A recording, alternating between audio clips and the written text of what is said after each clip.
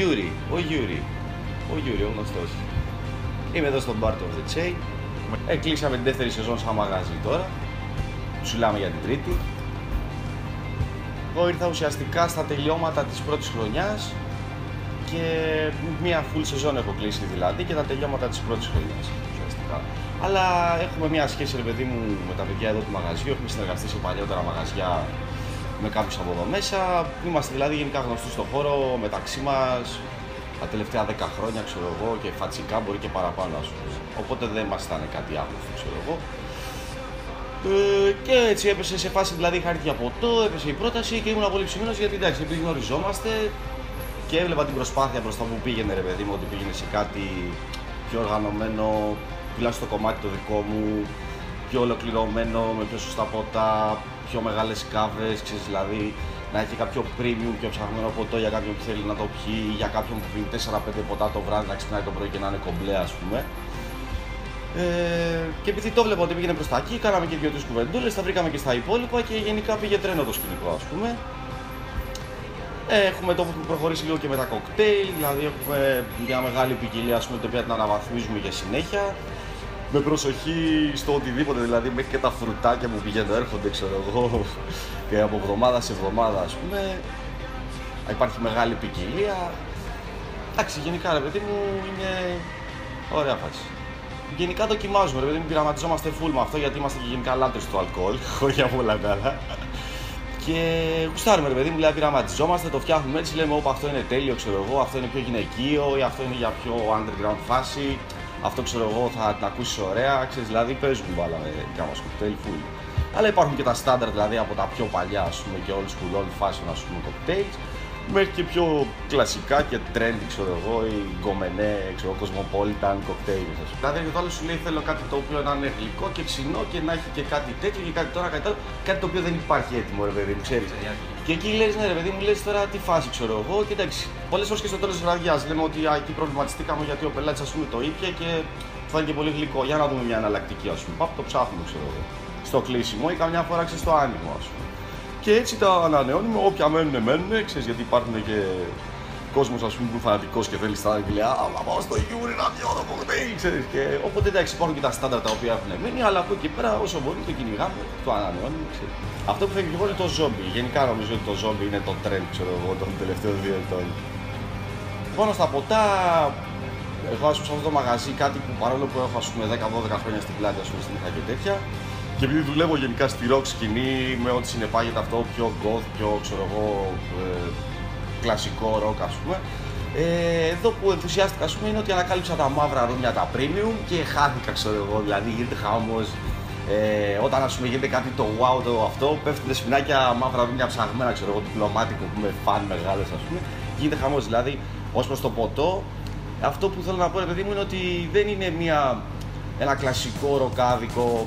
Δηλαδή είναι κλασικό ροκάδικο, αλλά από την άποψη του αλκοόλ και ο πιο περίεργος, ο πιο μυστήριος θα τη βρει τη φάση του εδώ, ρε παιδί μου. Κάποιος θέλει να την ψάξει. Γιατί ας πούμε υπάρχει. Εγώ είμαι άνθρωπος που άμα πάω έξω για ποτό δεν θα πιω 5-6 ποτά. Να φύγω face. Θα πιω 1-2 ποτάκια, αλλά θέλω να το γουστάρω, θέλω να το ευχαριστώ. Δεν θέλω να μου έρθει το άλλο το ποτάκι και να το πιω και να πω τι είναι αυτό, ρε διάλογο. Γιατί ρε γάμο το ξέρει. Προτιμώ να δώσω για 10 και 15 που λέει ο λόγος, ρε παιδί μου, ή όσα και να πιω ένα ποτό το οποίο να το γουστάρω. Και εδώ είναι η φάση τέτοια, ρε παιδί. Δηλαδή έχει ποτά τα οποία είναι. Ξέρω εγώ από πολύ πολύ ψαγμένα μέχρι πιο κλασικά πριν μας. Παρ' όλα αυτά σε τέτοιες φάσεις, τέτοιου είδους μαγαζιά δεν θα τα βρεις εύκολα. Έως και καθόλου. Θεματικά σίγουρα υπάρχει μεγάλη διαφορά. Μεγάλη, έως πολύ μεγάλη διαφορά. Υπάρχουν πάρα πολλές ετικέτες ας πούμε και κλασικών ποτών, αλλά μεγάλη ποικιλία ας πούμε. Αλλά υπάρχουν και πολλά premium τα οποία δεν θα βαρεθείς ποτέ ας πούμε να τα δοκιμάζεις. Δηλαδή κάθε Σάββατο να έχεις όλη τη χρονιά θα τελειώσει ρε παιδί μου. Την πρώτη φορά που είχα έρθει εδώ είχα έρθει σαν πελάτης ας πούμε. Εντάξει τον χώρο τον ήξερα μεταξύ και από παλαιότερα. Γιατί υπήρχε κι άλλο μαγαζί εδώ κάποια στιγμή τέλος πάντων. Μου έκανε μεγάλη εντύπωση γιατί είχε γίνει αρκετά μεγάλες αλλαγές. Δηλαδή υπήρχαν πινελιές παντού ξέρω εγώ. Δηλαδή όποια να κοιτάξεις δεν έμενε χώρος ανεκμετάλλευτος. Δηλαδή μπεράνε παντού πραγματάκια τα οποία κάνανε τη διαφορά. Αλλά εκτός αυτού μου έκανε μεγάλη εντύπωση το vibe. Δηλαδή ο κόσμος μπήκες μέσα και γινόταν ένα τεράστιο πάρτι. Ήταν χαμός. Κόλασε, όλοι χαρούμενοι ξέρω εγώ. Ας πούμε τα chips και τέτοια. Εντάξει, φίλοι και γνωστοί παντού στάνταρ. Μαζεύονται δηλαδή άνθρωποι από όλη την Αθήνα. Δεν είναι ένα μαγαζί το οποίο πιάνει μόνο την περιοχή που είναι ένα συνοικιακό εξαρτητικό μαγαζί και έρχονται εδώ. Έρχονται από βορειά προάστια, από κάτω από δυτικά, από κλειφάδες. Χαμός γίνεται. Ξέρεις. Οπότε παρόλα αυτά μαζόμαστε και είμαστε μια μεγάλη παρέα στα Μπερέκ. Γενικά κάθε βράδυ, ρε παιδί μου, είναι διαφορετικό, αλλά η φάση θα γίνει. Δεν παίζει δηλαδή να έρθει και να πει ότι άξιο.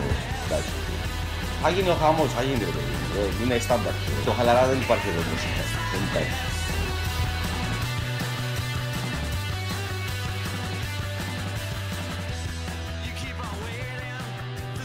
Παντελής, τώρα το όνομα όταν παίζω είναι Upsetter και για τους πολύ γνωστούς στο μαγαζί Επίκουρος μπορείς να το πεις.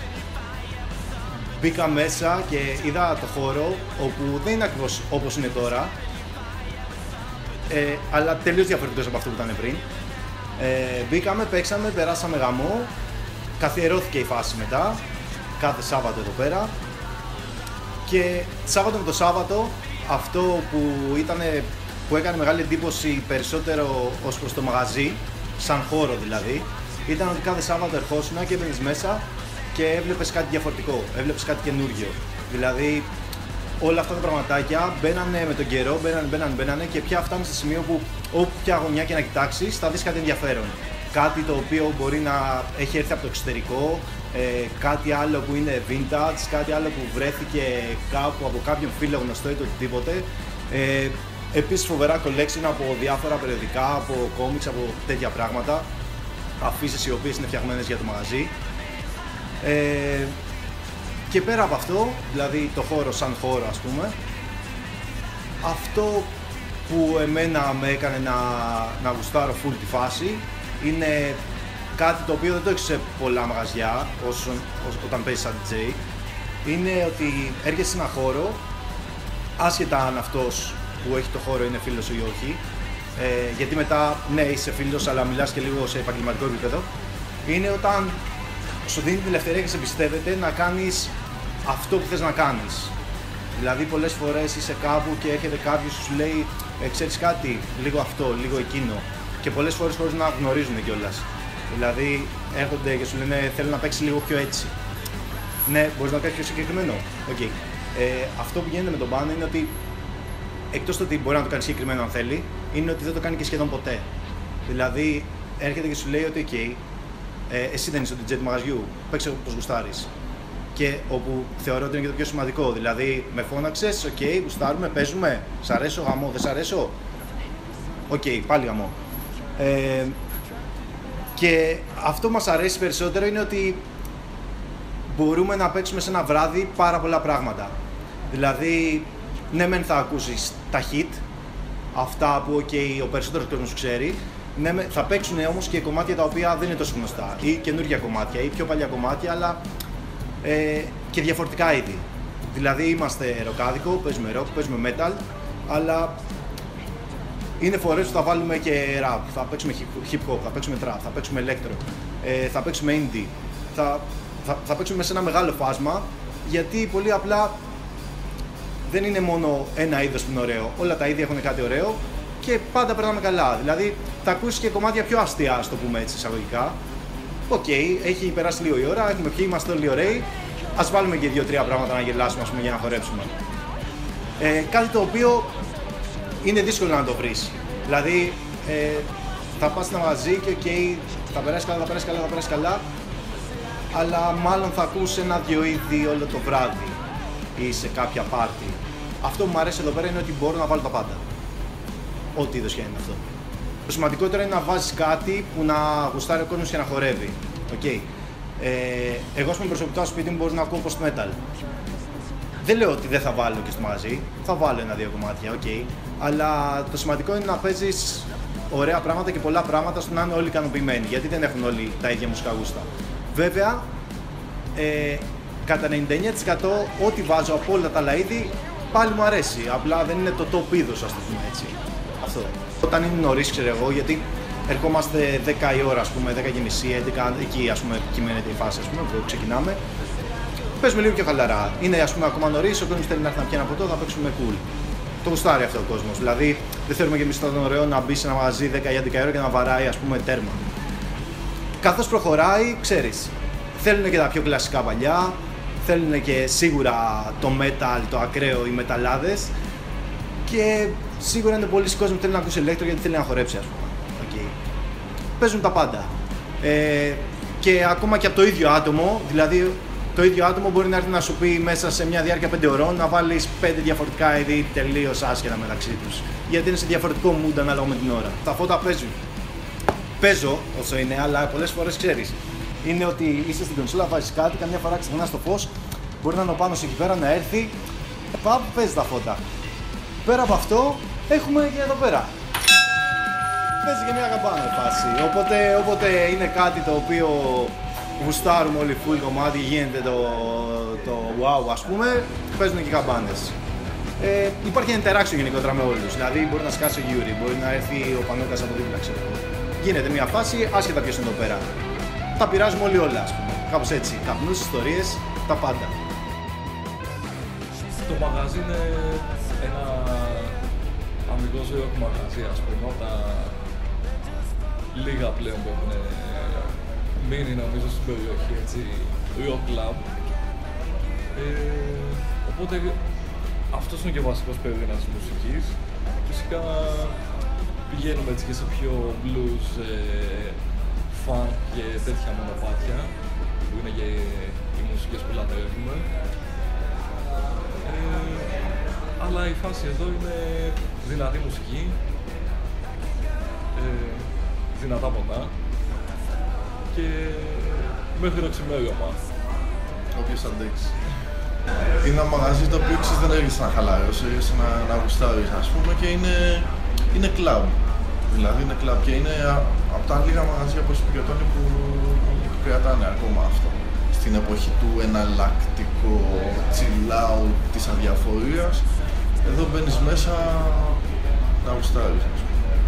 Το Πάνο το ξέρουμε αρκετό καιρό, από παλιότερα, αλλά δεν είχαμε ξανασυνεργαστεί, απλά το θέλαμε, δηλαδή εμείς το ξέραμε πίσω από τον μπάρ, αυτός ξέρει τις μουσικές, είτε που παίζουμε είτε που βάζουμε, οπότε ξεκινήσαμε έτσι δειλά με ένα παρτάκι και ψιλοκαθιεριώθηκε, ας πούμε. Για μένα είναι μεγακλείδικο μαγαζί, είναι δηλαδή στημένο για να αντέξει το χρόνο, δηλαδή ο Πάνος κάθε φορά που ερχόμαστε έχει προσθέσει κάτι είτε σε διακόσμηση είτε στο μπάρ του, κάτι από αυτά που αγαπάει, δηλαδή έχει τα φλιπεράκια, έχει τα κόμιξ, είναι λίγο χρονομηχανή όταν μπαίνεις μέσα και αυτό φαίνεται ότι είναι ένα μαγαζί από έναν άνθρωπο που είναι το δεύτερο σπίτι του. Κάτι το οποίο έχει εκλείψει λίγο, βλέπουμε μαγαζιά να φτιώνουν από το πουθενά, να προσπαθούν να ακολουθήσουν τη μόδα και δεν καταλαβαίνεις πότε κλείνουν. Οι επιχειρηματίες που θα ανοίγουν κάτι άλλο προφανώς με βάση την επόμενη μόδα. Αυτό δεν είναι τέτοιο μαγαζί, είναι στα πλαίσια, ας πούμε, της περιοχής των εξαρχείων που ο κόσμος θέλει πράγματα σταθερά και συνειδητά βγαίνει από την περιοχή, ας πούμε. Εγώ προσωπικά το αγαπημένο μου πόστο είναι μπροστά από τον Άγγελο, τον Πανόκα, στη γωνία κιόλας, όσο πιο γωνία γίνεται, για τους εξής απλούς λόγους. Πρώτον, για να πίνουμε σφινάκια με το παραμικρό, οποιαδήποτε σε φάση. Σήμερα έχει 78% υγρασία, βάλανε σφινάκια. Και να πούμε και λίγο έτσι τα μουσικά μας, μπάντα με μπάντα κτλ. Είναι ένα σημείο του μαγαζιού που το βλέπεις όλο από εκεί, ας πούμε. Οπότε έτσι μου αρέσει, ξέρεις, λίγο να αρέσω, κοιτάω και λίγο τι γίνεται εδώ πέρα.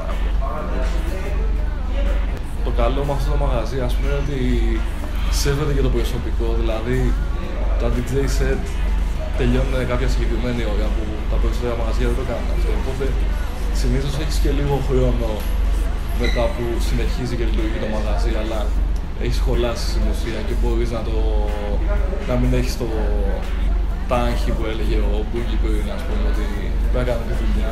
Παίζουμε και δεν φεύγουμε τρέχοντας μετά, καθόμαστε κι άλλο παρόλο που έχουμε σχολάσει, γιατί εκείνη την ώρα είναι που γίνονται και τα μπουκοφικά πράγματα και... Επίσης αυτό με το προσωπικό ήθελα να συμπληρώσω ότι είναι ωραία η φάση γιατί το προσωπικό σε αυτό είναι σταθερό, δηλαδή είναι μια ομάδα ανθρώπων που είναι και φίλοι, φαίνεται αυτό, ας πούμε. Ξέρεις, σε κάποια μαγαζιά που πας να δουλέψεις και κάθε φορά συναντάς κάποιον άλλον, ξέρεις, και αυτό σε κάνει λίγο απόμακρο, δηλαδή, ξέρεις, το κάνει λίγο πιο δουλειά, πιο τυπικά, ξέρω εγώ. Εδώ δεν είναι, ξέρεις, είναι μέσα γνωστή, ανυπομονείς, λες πάμε.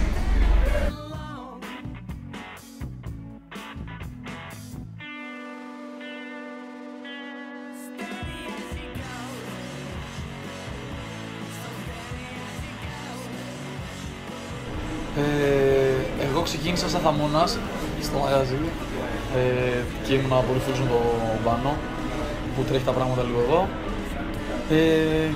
και ξεκίνησα πέρσι με ένα DJ set μαζί με τα παιδιά, με τον Μπάμπη και τον Βράζο που είχαν τις Πέμπτες σαν guest. Γνώρισα πιο πολύ τον Πάνο, είχαμε κάνει και τότε ένα φυσάκι για το promotion του event. Άρεσε πολύ στον Πάνο ο τρόπος που έκανα τα φυσάκια. Άλλες φορές φτιάχνουμε καινούργια, άλλες φορές κάνουμε παροδίες από ήδη χρησιμοποιούν αφού από event ή comic. Ξεκίνησα να κάνω τα φλέρες στο μαγαζί και κάποια στιγμή το Σεπτέμβρη έμεινε άδεια θέση από τον μπαρ εδώ και ο Πάνος μου πρότεινε να έρθω να δουλέψω. Δεν έχω ξαναδουλέψει μπάρμαν. Πρώτη φορά το έκανα εδώ. Fail.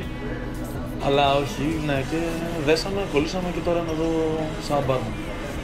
Ο Πάνος έχει μια πολύ συγκεκριμένη αντίληψη για το πώς θέλει να γίνουν τα πράγματα στο μαγαζί. Έχει πολύ ωραίο όραμα, σπρώχνει πολύ το μαγαζί, σαν design, έχει ταξιδέψει πάρα πολύ και αυτό φαίνεται.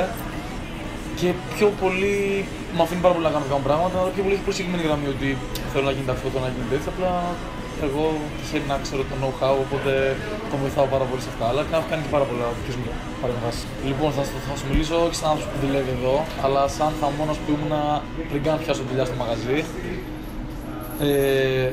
Είναι στο κέντρο της Αθήνας. Είναι ένας χώρος που δεν έχει συνηθίσει να βλέπεις σαν design και decor, οπότε κατευθείαν με άνετα να μπεις. Δεν μπαίνει φως απ' έξω, οπότε μέχρι να κάτσεις και αργά είναι πολύ ωραίο και νιώθεις ότι είναι βράδυ. Καθαρά ποτά και μουσικές που δεν παίζουν πολύ συχνά στην Αθήνα. Δηλαδή δύσκολα θα βρεις μαγαζί που να παίζει την γκάμα επιλογών που θα ακούσω από τον κάθε DJ που στο μαγαζί, που έχει το στάνταρ που είναι ο Παντελής, ο φίλος μου, και τα παιδιά που έρχονται Παρασκευές και Πέμπτες για guest που κάνουμε τα event. Συνήθως αυτό το θέμα που υπήρχαν πάντα σταθεράδικα, σαν πελάτης μιλάω πάντα, ήταν ότι συνήθως ακόμα και τα βαρέλια μπύρας ψιλονοθεύονται λίγο, αραιώνονται με νερό. Δεν ξέρω αυτά τα μαγαζιά, μπορούν να το κάνουν οι κάβες, αλλά είναι ένα θέμα που παίζει πάρα πολύ στην Αθήνα. Οπότε το μαγαζί έχει επιλέξει να έχει αφελωμένα μπουκάλια που είναι πολύ ξεκάθαρο για το ότι είναι καθαρά και όχι. Και οι τιμές είναι πολύ προσιτές για κλαμπ, γιατί πια θεωρείται μπαίνει στα κλαμπ πλαίσια της Αθήνας. Και σίγουρα οι πελάτες που έρχονται εδώ πέρα υπάρχουν από τους ανθρώπους που είναι όπως εσύ και εγώ που βγαίνουν μια μπύρα και θα πιούν μια μπύρα και οκ. Αλλά έρχονται και πάρα πολλοί άνθρωποι που ζητάνε συγκεκριμένα ποτά, συγκεκριμένες μάρκες, ακριβά ρουμιά, ουίσκι. Και τώρα το καλοκαίρι που έχουμε φτιάξει τους καταλόγους με τα κοκτέιλ, που πάνω σου έχει αναλάβει όλο το τρέξιμο. Θα δεις από ηλικίες που είναι οι πολύ μικρές, που συνήθως έρχονται για να έτσι λίγο ξεφτυλιστούν με θέμα μουσικής και χορό και οκ, πάμε. Και θα δεις ότι άμα έρθεις νωρίς υπάρχει πολύ σοβαρός κόσμος, πολλά ζευγάρια, πιο μεγάλους ηλικία που πίνουν πιο πολύ κρασιά, γιατί έχουν πολύ ωραία κρασιά, πίνουν από τα κοκτέιλ που φτιάχνουν τα παιδιά, πίνουν ακριβά ποτά. Και είναι πολύ σημαντικό να βλέπεις ότι ο κόσμος εδώ πέρα επιλέγει να πίνει ποτό, γιατί σε ένα φτεράδικο της Αθήνας συνήθως τα ποτά είναι βενζίνη. Οπότε το να βλέπεις μεγάλους ανθρώπους που ζουν στην Αθήνα και έχουν ζήσει στην Αθήνα να επιλέγουν να πίνουν ποτό στο μαγαζί σου, σημαίνει ότι εκτιμάνε το γεγονός ότι τα ποτά σου είναι ποιοτικά και καθαρά. Εγώ πρώτη φορά που μπήκα στο μαγαζί πέρσι τον Φεβρουάριο, δηλαδή 2 μήνες με το που είχε ανοίξει το μαγαζί. Παρόλο που μένω έναν δρόμο πίσω, δεν ήξερα ότι είχε ανοίξει το μαγαζί και παίζανε Πέμπτες ο Κιάννης ο Βράζος με τον Μπάμπη, θα μιλήσει λίγο. Και είδα ότι είχαν βάσει στο event ότι παίζουν σε ένα μαγαζί που λέγεται το Φιλεψένη στα Εξάρχεια και λέω μαλάκα τι παίζει, μένω στα Εξάρχεια 8 χρόνια. Δεν το ξέρω αυτό το μαγαζί, κάτι ωραίο πρέπει να είναι. Και όταν είχα έρθει και μπαίνω μέσα, μην ξέρω πάνω, ξέραν τα παιδιά που ήταν Πέμπτη, ήταν νωρίς, δεν είχε καθόλου κόσμο μόλις που είχαν ανοίξει και έπαθα σοκ. έπαθα σοκ γιατί θα σου πω. Με τον Πάνο έχουμε μια κοινή αγάπη και έτσι γνωριστήκαμε πιο πολύ. Έχουμε κοινή αγάπη το Βερολίνο. Ο Πάνος του θέλει πάρα πολύ στο Βερολίνο, το αρέσει πάρα πολύ και με έναν αδερφός μου είναι εκεί και επισκέπτομαι το Βερολίνο μια φορά στον χρόνο σίγουρα. Οπότε από τις πρώτες επαφές που είχαμε ήταν ότι μιλάγαμε πάρα πολύ για το Βερολίνο και για τα μαγαζιά που έχει εκεί. Και με το που μπαίνεις στον χώρο, άμα έχεις πάει προς το Βερολίνο, είναι αυτό. Έχει καταφέρει να φέρει ένα στυλ εξωτερικού στην Ελλάδα που είναι πολύ δύσκολο. Και να το φέρεις και να μπει και να το αγκαλιάσει ο κόσμος και να το δεχτεί. Και να γίνει αποδεκτό εν τέλει.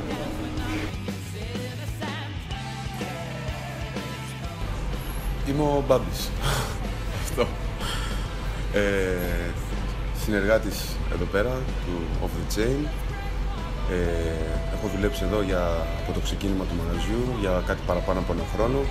Μετά, λόγω του δύσκολου προγράμματός μου με διάφορες δουλειές που τρέχω και project κτλ, δεν συνεχίσαμε, αλλά με την πρώτη ευκαιρία κάθε φορά είμαι εδώ και σαν πελάτης και κάποια πάρτι που κανονίζουμε με το Πάνο. Πρώτα απ' όλα είναι πάρα πολύ ωραία γιατί παίζει πάρα πολύ δυνατά το μαγαζί. Δεν παίζει στα όρια του μπαρ, είναι πλέον κλαμπ. Και όταν παίζεις μουσική και έχεις το ελεύθερο να παίξεις αφενός ό,τι θέλεις, χωρίς να υπάρχει καμία παρεξήγηση ούτε από τον κόσμο ούτε από τον Πάνο και τα παιδιά, και μπορείς να παίξεις και τόσο δυνατά χωρίς περιορισμούς, μόνο όμορφα περνάς, ας πούμε. Δεν είναι το κλασικό rock bar, ο κόσμος είναι από πάρα πολύ μικρό σε ηλικία μέχρι πολύ μεγαλύτερες ηλικίες. Και αυτό είναι το όμορφο, ας πούμε, σε αυτό το μαγαζί. Όλες τις φορές που κλείνουμε πολύ αργά το πρωί, αυτό σημαίνει τα καλύτερα εκεί πέρα.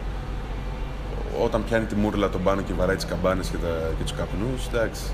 Διάφορα. Τώρα συγκεκριμένο σκηνικό, τι να σου πω. Μπορεί όμως ο κόσμος να έρθει και να δει τι συμβαίνει.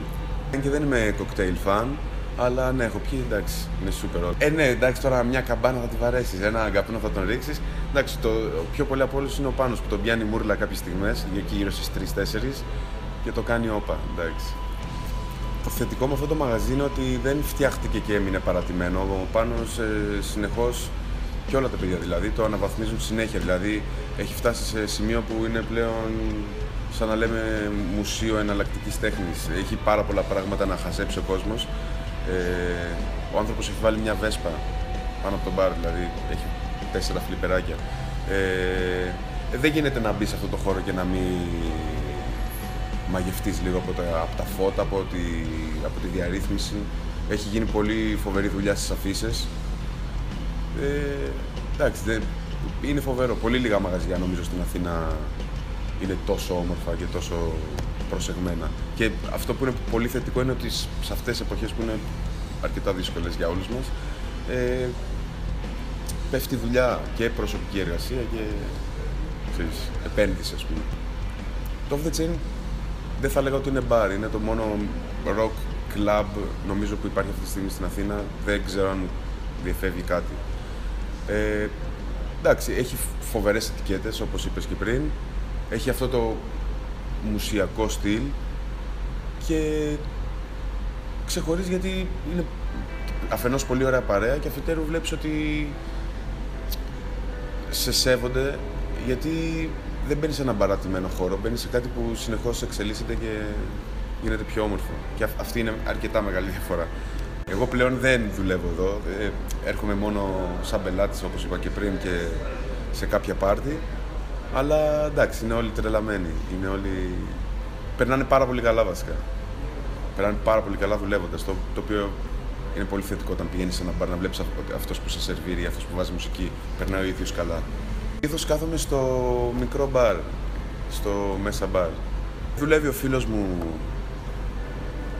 ο μπάρμαν, ο Πανόκας, το είπατε πριν, και τα λέμε έτσι λιγάκι.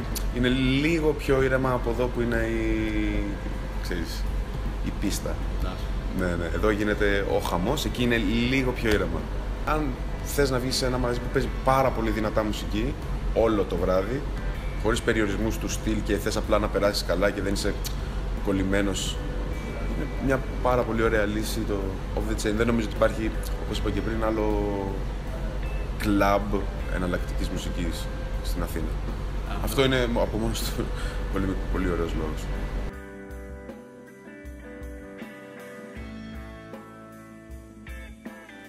Το όνομα έχει μια κυριολεκτική σημασία και ουσιαστικά είναι ιδιωματισμός. Κυριολεκτικά σημαίνει of the chain, σπάω τα δεσμά, την αλυσίδα, όπως θέλει το παίρνει κανείς, απελευθερώνομαι με λίγα λόγια. Έξω και η αλυσίδα στο λαγουδάκι σπασμένη. Σαν ιδιωματισμός, από εκεί πήρα και την βασική έννοια, σημαίνει όταν θες να περιγράψεις κάτι το οποίο είναι εξαιρετικά καλό, είτε είναι μια κοπέλα, είτε είναι ένα πάρτι, είτε είναι μια κατάσταση, λες η κατάσταση αυτή ήταν, πήγα στο πάρτι, ας πούμε, χθες ήταν off the chain, ήταν τρομερό. Και κυρίως από εκεί ξεκινήσαμε. Και το κυριολεκτικό του βέβαια δίνει μια άλλη διάσταση. Εγώ ήμουν στον χώρο αρχικά ως DJ, μετά κράτησα το DJ σαν χόμπι και μπήκα στη δουλειά του barman πριν 12 χρόνια περίπου. Οπότε ήταν αναμενόμενο κάποια στιγμή να κάνω κάτι δικό μου εφόσον μου άρεσε και ήμουν σε αυτή την κατάσταση. Δηλαδή η μουσική πρώτη φορά έπαιξα στα 17 μου, σχεδόν πριν 20 χρόνια θα πούμε. Οπότε εντάξει, ή θα το συνέχιζα ή θα ασχολιόμουν με κάτι άλλο. Αλλά από τη στιγμή που μπήκα και στο επάγγελμα του bartender, μετά έγινε εντελώς επαγγελματικό. Γιατί η μουσική μπορεί να την κρατήσεις και σαν χόμπι, σαν συλλέκτης, να παίζεις αυτά που θέλεις κλπ. Αλλά ήταν η φυσική συνέχεια. Το The Chain ανοίγει στις 19 Δεκεμβρίου 2014, δηλαδή έχουμε διανύσει σχεδόν 2 σεζόν και πάμε για την τρίτη. Εγώ έχω δουλέψει σαν bartender σε πάνω από 15 μαγαζιά, σαν bartender και σαν DJ σε αμέτρητα. Δηλαδή, έχοντας στα υπόψη ότι έχω πάει για μια βραδιά, δεν ήμουν resident, πέρα από αυτά που ήμουν resident. Το θέμα είναι ότι έψαχνα γύρω στα 3 χρόνια χώρο. Έχω γυρίσει δηλαδή στα 3 χρόνια αυτά όλη την Αθήνα κυριολεκτικά, όσον αφορά το κέντρο, γιατί είχα εστιάσει στο κέντρο. Το ποια περιοχή θα ήταν ακριβώς, αν θα ήταν κάτω στην Κολοκοτρώνη, αν θα ήταν προς Κολονάκια, θα ήταν Εξάρχεια, θα ήταν λίγο προς Γκάζι, ίσως μεταξουργείο, κοιτάζα τα πάντα. Η αλήθεια είναι ότι είχα χάσει 2 χώρους στις υπογραφές και τους 2, δηλαδή στο τσακ.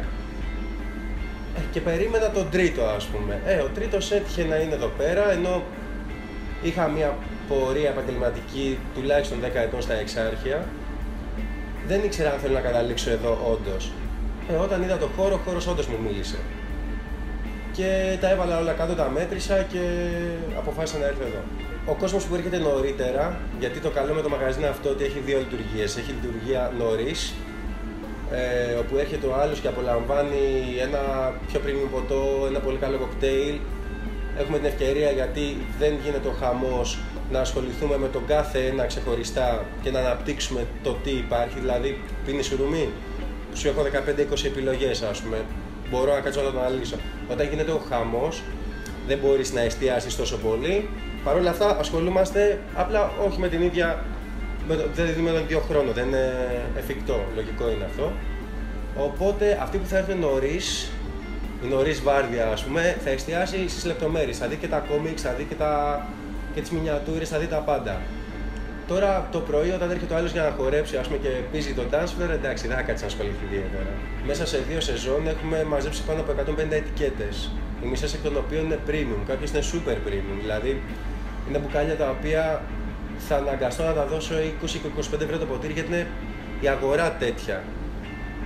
Εκ των πραγμάτων δεν θα το δώσω σε κάποιον που δεν ξέρει, ακόμα και να το ζητήσει. Θα το δώσω ένα γνώστη. Και έχει συμβεί πολλές φορές αυτό. Δηλαδή, έχει έρθει γνώστης και όταν καταλαβαίνει ότι ξέρει τι πίνει και εκτιμάει και την τιμή, γιατί και η τιμή που σου λέω είναι χαμηλή για αυτό που δίνω, θα φύγει πολύ ικανοποιημένος. Αν ο άλλος δεν ξέρει, μπορεί και να σε παρεξηγήσει. Οπότε το προσέχω λίγο αυτά. Αλλά εκεί μιλάμε για τα super premium. Υπάρχουν πολλά άλλα πιο απλά μπουκάλια, τα οποία είναι δεν είναι εξίσου, είναι καλά, είναι πολύ καλά, είναι premium, αλλά μπορείς να τα καταναλώσεις πολύ πιο εύκολα σε μια πολύ πιο πρόσθετη τιμή και να μην έχεις κανένα πρόβλημα.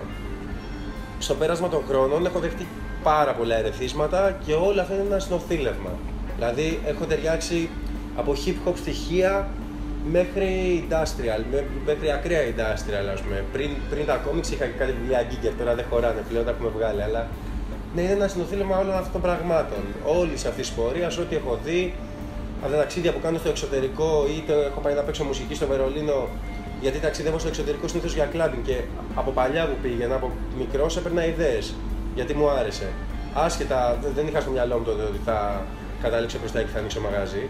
Απλά ήταν αυτό που μου άρεσε και σαν χόμπι, αν θες. Παρατηρούσα τα μαγαζιά, τη διακόσμηση, τη μουσική που παίζουν. Ήταν αυτό ο λόγος για τον οποίο ταξίδευα βασικά, για συναυλίες ή για κλάμπινγκ. Οπότε όλα αυτά αναπόφευκτα βγήκε. Τα παιδιά όλα είναι επιλογή ένας και ένας. Με τους περισσότερους δουλεύαμε είτε λιγότερο είτε περισσότερο μαζί. Ήταν άνθρωποι που είχαν μια καλή σχέση και κυρίως επαγγελματικά. Γιατί δεν συμβαδίζει απόλυτα πάντα και δεν είναι ανάγκη να συμβαδίζει το φιλικό με το επαγγελματικό. Απλώς έχει τύχει εδώ πέρα και έχουμε καταφέρει να είμαστε και φίλοι, όσο περίεργο και αν ακούγεται αυτό, και ομάδα. Και βασικά ομάδα. Και αυτό είναι το πιο σημαντικό, γιατί μπορούμε να δουλέψουμε και να βγει όλος ο όγκος όπως πρέπει και μέσα από αυτό να διασκεδάσουμε κι εμείς όσο μας επιτρέπεται και όσο μπορούμε, ας πούμε, γιατί δεν είναι και αυτό πολύ εύκολο. Ένας πελάτης όταν μπει μέσα, είτε παραγγείλει μία μπύρα, είτε 10 special ποτά, είτε 5 κοκτέιλ, δεν με ενδιαφέρει τι, με ενδιαφέρει τα λεφτά που αφήνει, είτε είναι για μία μπύρα είτε για οτιδήποτε άλλο, να είναι σαν να είναι τα τελευταία του, δηλαδή να τα απολαύσει όσο τίποτα. Και αυτό έχει να κάνει κυρίως με την ποιότητα.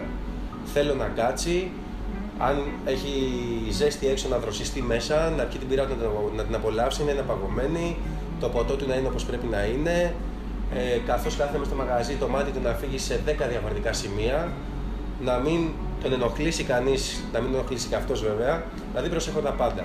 Προσέχω τα πάντα. Θέλω απλά ο άλλος να περάσει καλά, σαν να αφήνει τα τελευταία του λεφτά, σαν να είναι τα τελευταία του 5 ευρώ. Δεν με ενδιαφέρει αν θα αφήσει 5 ή 105, είναι το ίδιο για μένα.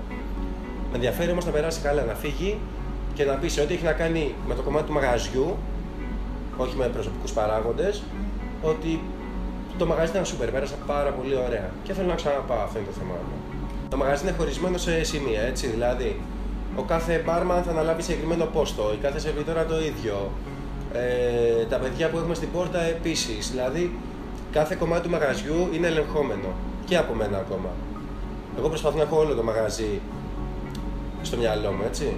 Αλλά το κάθε κομμάτι του μαγαζιού είναι ελεγχόμενο για τη διασκέδαση, για το να περάσει, να έχει την ασφαλεία του άλλος, για τα πάντα. Δεν είναι τίποτα τυχαίο, δηλαδή δεν αφήνουμε ούτε αυτό που κάθεται στο τελευταίο σημείο του μαγαζιού στην τύχη του. Τα πάντα είναι υπό το βλέμμα μου και υπό το βλέμμα των παιδιών που δουλεύουν. Στο κοκτέιλ το θέμα είναι ότι ακόμα και το πιο κλασικό κοκτέιλ, αν πας σε 5 διαφορετικά μαγαζιά, θα το πιεις με 6 διαφορετικούς τρόπους. Δηλαδή μπορεί να το έχουν κάνει τελείως διαφορετικά. Δεν υπάρχει συνεννόηση σε αυτό και αυτό είναι και η πλάκα και η μαγεία που έχει, έτσι. Οπότε και στα κλασικά τα κάνω με το δικό μου τρόπο, ας πούμε. Είναι με την πείρα που έχω αποκτήσει όλα αυτά τα χρόνια δουλεύοντας και σε κοκτέιλ μπαρ και σε απλά ποτάδικα, ας πούμε. Δηλαδή πάντα το έψαχνα, δεν το είχα αφήσει αυτό το πράγμα, γι' αυτό και υπάρχει αυτή η κατεύθυνση. Και υπάρχουν και άλλα τα οποία τα έχω κάνει εξ ολοκλήρου εγώ. Ή τα έχουμε βρει με τα παιδιά μαζί, έχουμε συζητήσει, είτε μιλώντας με πελάτες, είτε μιλώντας μεταξύ μας. Έχουμε καταλήξει ότι να σου πω αυτό, ίσως πρέπει να το παραλλάξουμε έτσι, ή να σου πω να αναμειγνύουμε αυτά τα πράγματα με κάποιες βάσεις βέβαια πάντα. Και έχουν βγει και τελείως δικά μας κοκτέιλ. Εμένα μου αρέσει η παραλλαγή που έχουμε κάνει στο Zombie, το Yakuza, πάρα πολύ, με βάση ρούμι. Και από εκεί και πέρα το Frankenstein και λόγω της ονομασίας και λόγω της εμφάνισης είναι λίγο best seller, θα έλεγα. Εντάξει, τα αγγλικά φεύγουν λίγο παραπάνω. Αλλά και πάλι είναι θέμα γούστου, δεν υπάρχει. Είναι ανάλογα και το βράδυ και την εποχή, γιατί το χειμώνα θα γίνονται κάποια ζεστά, το καλοκαίρι πάμε σε άλλη κατηγορία.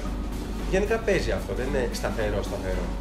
Το θέμα το σταθερό είναι ότι υπάρχει μεγάλη ποικιλία και μπορεί ο άλλος να διαλέξει. Και αυτό θέλουμε. Μπορεί κάποια να φύγουν από το κατάλογο, να μπουν κάποια άλλα. Το θέμα είναι να έρχεται ο άλλος και να μπορεί να διαλέξει.